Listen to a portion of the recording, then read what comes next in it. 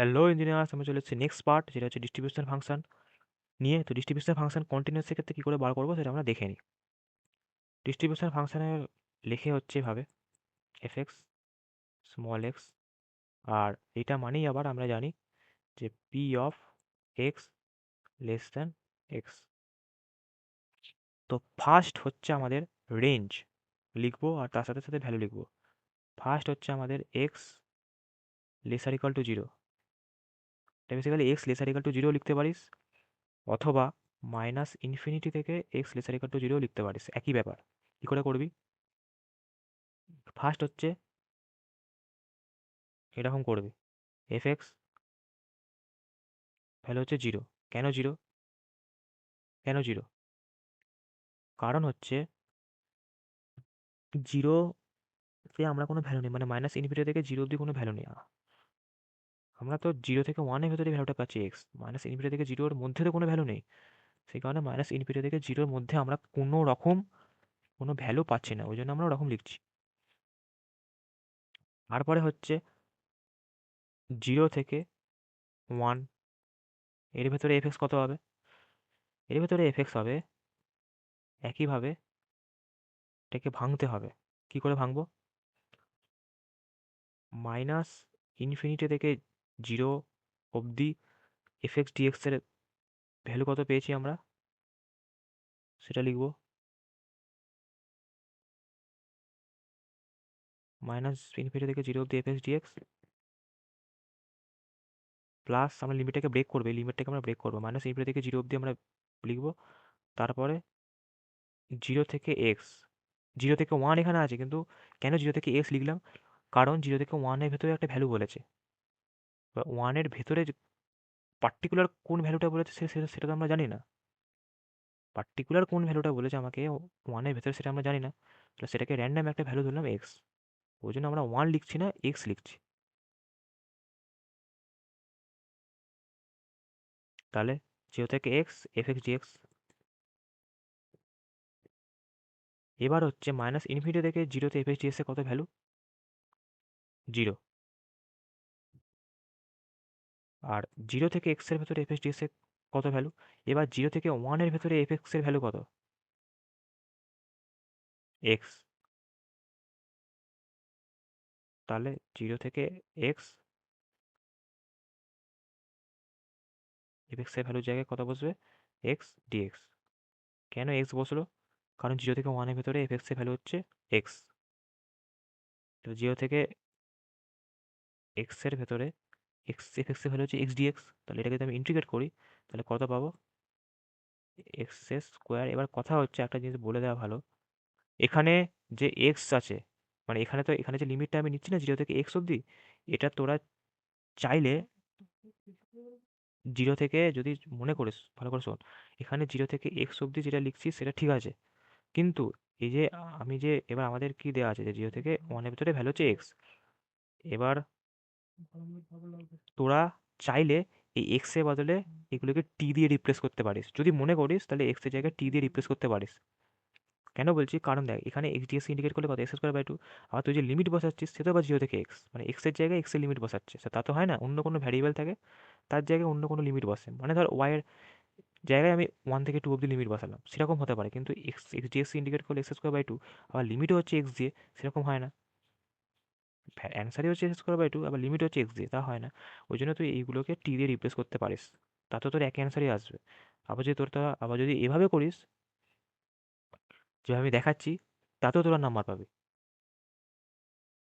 তোরা দুভাবেই নাম্বার পাবি, কোনোটাতেই তোদের নাম্বার কেউ কেটে নেবে না, কোনোটাতেই তোদের নাম্বার কেউ কেটে নেবে না, দুটোতেই সেম নাম্বার পাবে। তাই যেটা একটা খুশি করবে, তবে আমার মতে যেমন আমি করছি সেরকম করাই ভালো। শুধু শুধু ফাংশনটাকে টিক না করাই ভালো, যেমন এক্সামে দিয়েছে, যেমন পেপারে দিয়েছে সেরকম রাখাই ভালো। তাহলে হলো। তারপরে রেঞ্জটা দেখে নিই। তারপরে রেঞ্জটা কত বলবে, কত আছে? ওয়ান থেকে টু, দেখে নিই।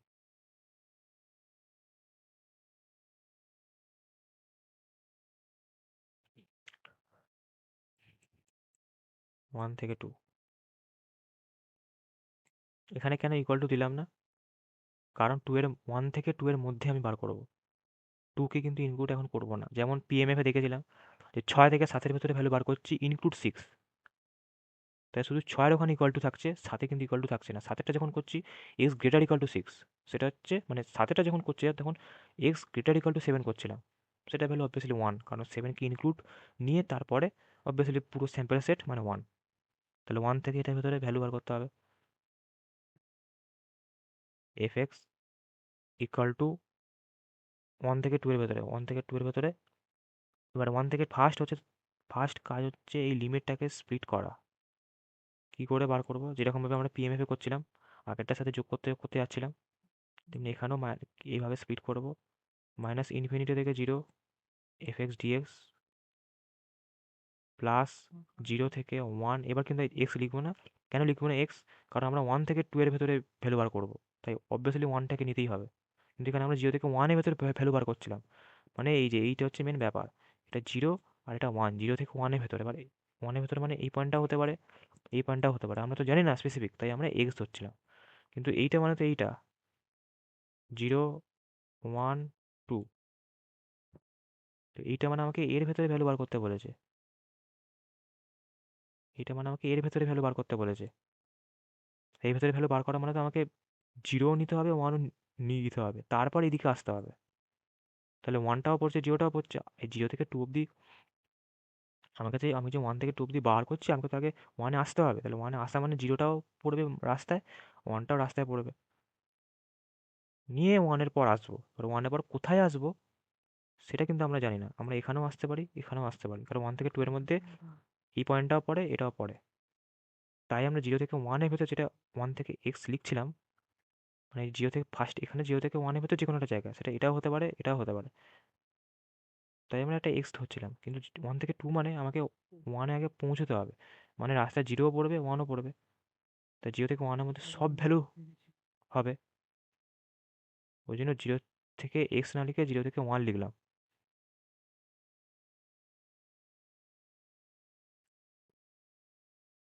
এফ এক্স ডিএক্স হলো।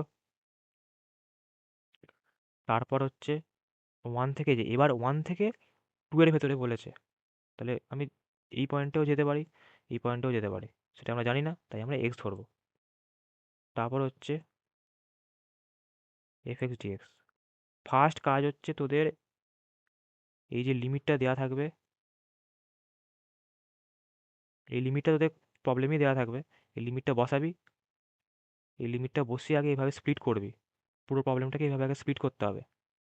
সব সময় প্রথম থেকে স্টার্ট করতে হবে, মানে যাই এখানে রেঞ্জ লিখিস না কেন, যে সব সময় প্রথম থেকে স্টার্ট করতে হবে, নিয়ে ওই জায়গায় পৌঁছতে হবে। মানে মাইনাস ইনফিনিটি থেকে 0 অব্দি আগে এলাম, আমাকে তো আগে 1-এ পৌঁছতে হবে, তাহলে 1-এ পৌঁছতে গেলে আমাকে, মানে 1-এ আমাকে পৌঁছতে হবে, 1-এ পৌঁছতে গেলে আমাকে মাইনাস ইনফিনিটি থেকে 0-তে পৌঁছতে হবে। পৌঁছলাম, তারপর 0 থেকে 1-এ পৌঁছতে হবে, পৌঁছলাম, তারপর 1 থেকে 2 এর ভেতর যে কোনো জায়গায় বলেছে, তাহলে 0-তে পৌঁছলাম, তারপর 1-এ পৌঁছলাম, এবার 1 থেকে 2 এর মধ্যে যে কোনো একটা জায়গায় যাবো, মানে 1-কে ক্রস করে আমি এই পয়েন্টেও যেতে পারি, এই পয়েন্টেও যেতে পারি, আমি জানি না। তাহলে আমরা 1 থেকে এক্স হলো। এবার আমরা দেখবো কি কি ভ্যালু পাচ্ছি। এটা ভ্যালু 0 আমরা জানি। এবার 0 থেকে 1-এর যে ভ্যালু, সেটাও আমরা জানি। জানি বলতে গেলে আমরা ফাংশনটা জানি, এই যে এক্স স্কোয়ার বাই 2। 0 থেকে এক্স, এক্স ডিএক্স এর ভ্যালু হচ্ছে এক্স স্কোয়ার বাই 2, তাহলে এক্স এর জায়গায় যদি 1 বসে তাহলে এখানেও 1 বসাতে হবে। কত আসছে? হাফ। তারপরে হচ্ছে 1 থেকে এক্স, এফ এক্স এর ভ্যালু কত? 1 থেকে 2 এর ভেতরে এফ এক্স এর ভ্যালু কত? কে মাইনাস এক্স, তাহলে কে মাইনাস এক্স বসাতে হবে, কে মাইনাস এক্স ডিএক্স হলো।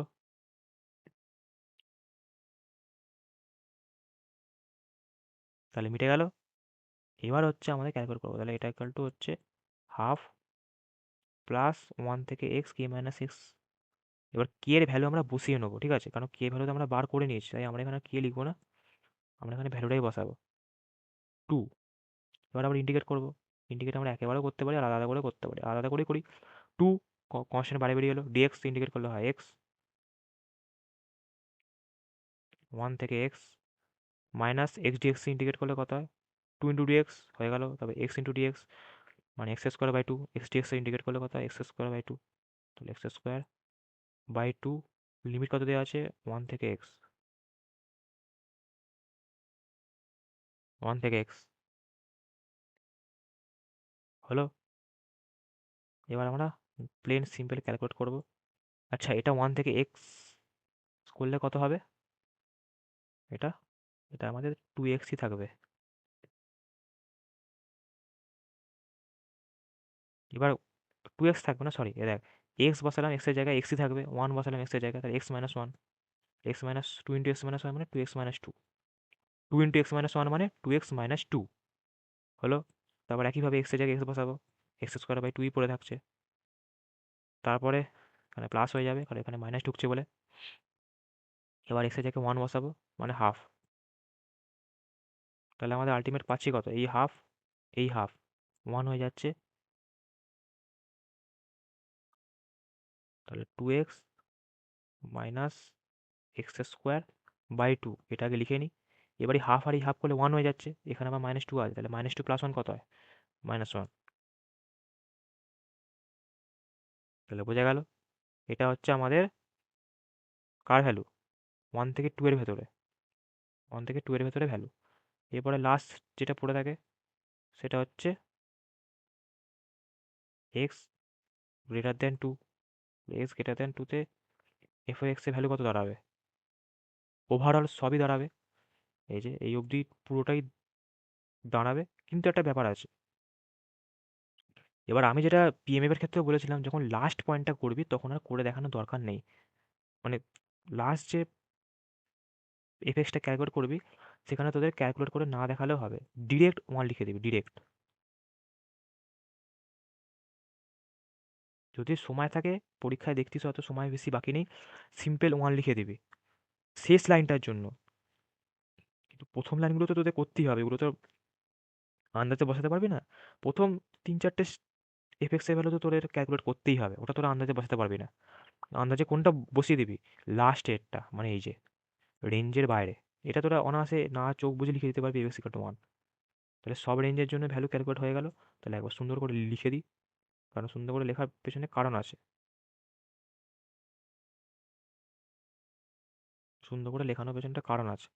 ফার্স্ট হচ্ছে আমাদের মাইনাস ইনফিনিটি থেকে জিরো অবধি আমাদের ভ্যালু হচ্ছে এফএক্সের জিরো। তারপরে হচ্ছে, সরি, জিরো হবে, জিরো থেকে ওয়ানের ভেতরে কত ভ্যালু হচ্ছে এক্স স্কোয়ার বাই টু। তারপরে হচ্ছে ওয়ান থেকে টু এর ভেতরে,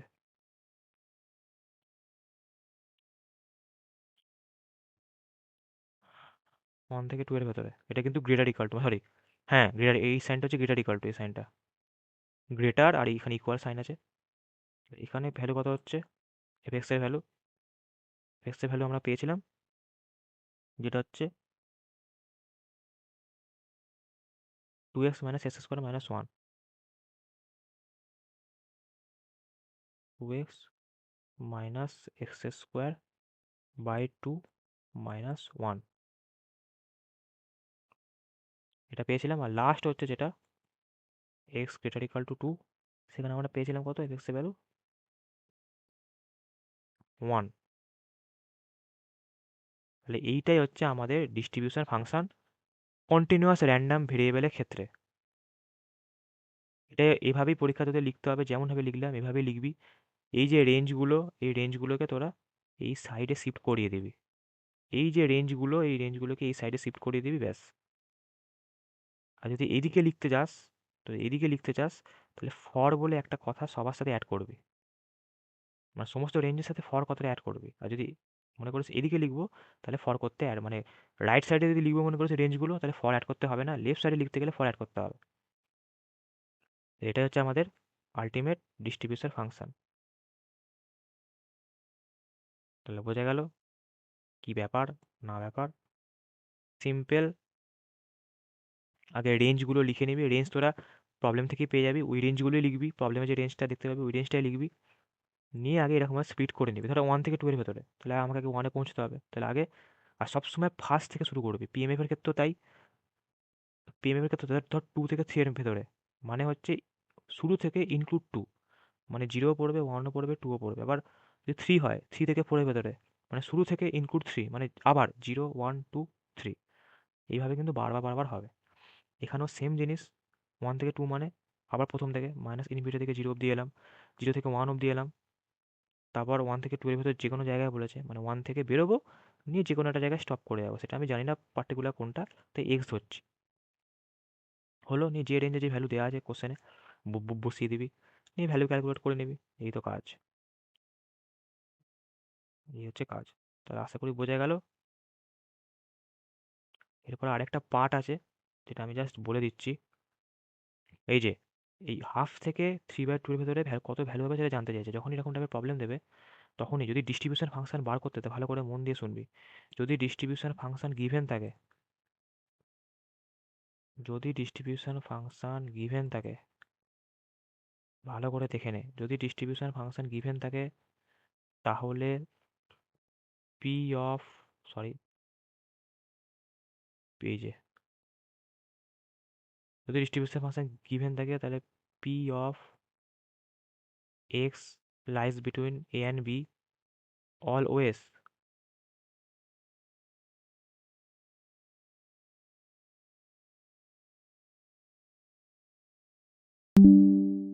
F b minus f a হবে, অলওয়েজ। যদি ডিস্ট্রিবিউশন ফাংশন বার করতে দিয়েছে, তাহলে তো ডিস্ট্রিবিউশন ফাংশন অবশ্যই বার করবি। তারপর যদি এরকম কিছু প্রবলেম জানতে চেয়েছে, যে P of x lies between A and B, A বির ভ্যালু যা খুশি দিতে পারে, তাহলে চোখ বুঝে F of B minus F of A করে দিবি। এবার F of B F of A মানে কি, distribution function F of X, সেখানে একবার বি এর ভ্যালু বসাবি, একবার এর ভ্যালু বসাবি। এবার F of B F of A, সেটা কি, ব্যাপারটা কি সেটা তোরা নিজেরাই বুঝতে পারবি। এবার এফ অফ বি হচ্ছে ধর এফ অফ 3। এবার তোরা ডিস্ট্রিবিউশন ফাংশন লক্ষ্য করবি যে 3 ভ্যালুটা এদের মধ্যে কোন রেঞ্জে পড়বে, যে রেঞ্জে পড়বে তার এফএক্সটা নিবি। আর যদি ডিস্ট্রিবিউশন ফাংশন গিভেন না থাকে, যদি গিভেন না থাকে, তাহলে তোরা সিম্পল, এখানে লিখছি না, যদি ডিস্ট্রিবিউশন ফাংশন গিভেন না থাকে, তাহলে তোরা সিম্পল এ থেকে বি অবধি ইন্টিগ্রেট করবি। যদি ডিস্ট্রিবিউশন ফাংশন বের করতে দেয়নি বা চাইনি বা বার করতে বলে, মানে ডিস্ট্রিবিউশন ফাংশন তোর বের করতে দেয়নি, ডিস্ট্রিবিউশন ফাংশন যদি বের করতে না দেয়, তাহলে তোরা বার করবি না। যদি ডিস্ট্রিবিউশন ফাংশন বার করতে না দেয়, তাহলে তোরা বার করবি না। তখন তোরা এইভাবে করবি। যদি ডিস্ট্রিবিউশন ফাংশন তোরা না বার করিস বা বার করতে না হয়, যদি বার করিস, তাহলে কিন্তু তোরা এইভাবে করবি, বেকার ইন্টিগ্রেট করতে যাবি না। তাহলে বোঝা গেল। তাহলে আমাকে যেখানে প্রবলেমটা দিয়েছে, এখানে ডিস্ট্রিবিউশন ফাংশন বেরিয়ে গেছে, তারপর আমাকে হাফ থেকে 3/2 ভিতরে ভ্যালু জানতে চেয়েছে, তাহলে সেটা কি করে বার করবো? আমি এখানে ফর্মুলা লিখিয়ে দিয়েছি। আমি এখানে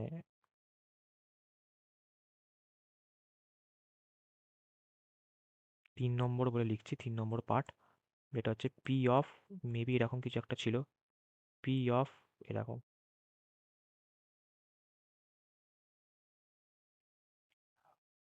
এ দেখ, হাফ থেকে 3/2 ভেতরে ভ্যালু, এটা এটাই জানতে চেয়েছে। তাহলে আমাদের ডিস্ট্রিবিউশন ফাংশন গিভেন আছে, মানে আমরা বার করেছি।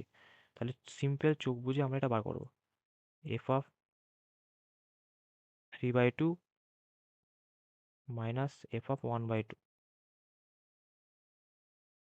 এবার এফ অফ 3/2 মানে হচ্ছে 1.5, তাহলে সেই ভ্যালুটা কার মধ্যে লাই করবে? 1.5 কার মধ্যে লাই করবে? দেখ, এই রেঞ্জের ভেতরে লাই করবে, 1 থেকে 2 এর ভেতরে 1.5 লাই করবে। তাহলে আমাকে এই ডিস্ট্রিবিউশন ফাংশনটা নিতে হবে,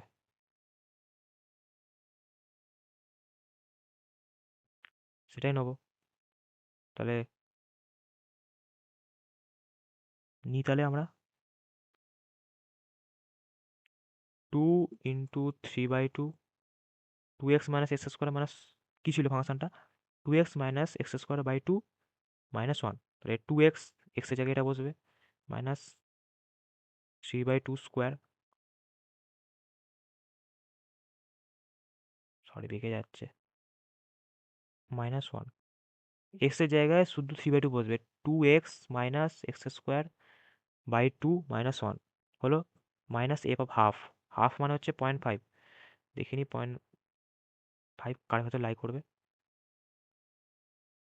এ দেখ 0.5 এর ভেতর লাই করবে, অবভিয়াসলি যেহেতু 1 এর ভেতর 0.5 লাই করে, তাহলে আমাদের হবে x² বাই 2 এই ডিস্ট্রিবিউশন ফাংশনটা আমরা চুজ করে ফেললাম x²/2। এবার প্রবলেমের দিকে এগোনো যাক।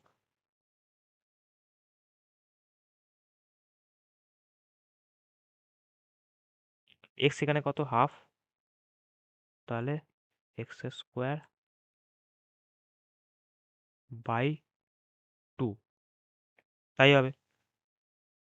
তাহলে আমরা ভ্যালুগুলো বসিয়ে নিলাম, 2 × 3/2 -3/2²/2 -1 -half²/2 হয়ে গেল। এবার যদি আমরা এটাকে সিম্পলিফাই করি, তাহলে প্রথম যে পার্টটা এটাকে সিম্পলিফাই করলে কত হবে, 3/4। ক্যালকুলেট নিজেরা করবি, নিয়ে মেলাবি। 3/4 মাইনাস এইটার কত হবে, 1/2² মানে 1/4/2 মানে 1/8। 3/4 মাইনাস 1/8 কত হয়,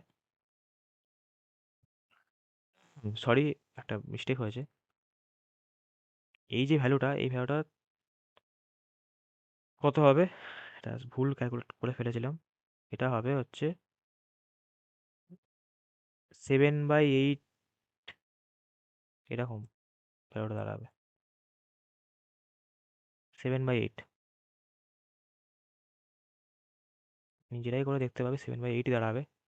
এটা তো কেটে যাবে, এটা ওরকমই দাঁড়াবে। এটা যদি সিম্পলিফাই করে 3 মাইনাস 3/2² মানে হচ্ছে 9/4/2 9/8, 3 মাইনাস 9/8 -1 করলে 7/8 দাঁড়াবে। আর এটা তো বলে দিলাম 1/8, তাহলে 7/8 -1/8 করলে কত হয়, 6/8। 6/8 তোরা রেখে দিতে পারিস, অথবা সিম্পলিফাই যদি করিস তাহলে হবে 3/4। তাহলে এটাই হচ্ছে আমাদের আলটিমেট অ্যান্সার। তাহলে আশা করি বোঝা গেল যে যদি ডিস্ট্রিবিউশন ফাংশন গিভেন থাকে তাহলে এরকম অঙ্কগুলো কিভাবে করতে হয়। আর ডিস্ট্রিবিউশন ফাংশন যদি গিভেন না থাকতো, মানে বেসিক্যালি যদি ডিস্ট্রিবিউশন ফাংশন আমাদের ক্যালকুলেট করতে না হতো, তাহলে আমরা কি করতাম, তাহলে সিম্পল হাফ থেকে 3/2 এফএক্স তো আমরা জানি, এফএক্স ডিএক্স করতাম। এবার তাতে কি হতো, এই হাফ থেকে 3/2 লিমিটটাকে ব্রেক করতে হতো, কারণ 0 থেকে 1 অব্দি আমাদের একটা ভ্যালু দেওয়া আছে, তাহলে হাফ থেকে 1, আবার 1 থেকে 2 অব্দি একটা ভ্যালু দেওয়া আছে, তাহলে 1 থেকে 3/2 এভাবে করে আমাদের বার করতে হতো। এটা বার করতাম তখনই যদি আমাদের ডিস্ট্রিবিউশন ফাংশন ক্যালকুলেট করতে না হতো, বা ডিস্ট্রিবিউশন ফাংশন আমাদের কাছে নেই, তখন আমরা এইভাবে করব, ইন্টিগ্রেট করব। কিন্তু যদি থাকে তাহলে সিম্পল এরকম করে দেবো, ইন্টিগ্রেট করে সময় নষ্ট করতে যাব না। এই যে, তাহলে আশা করি বোঝা গেছে। এরপর নেক্সট ভিডিওতে উল্টোটা করব। চল bye bye. Just take it easy.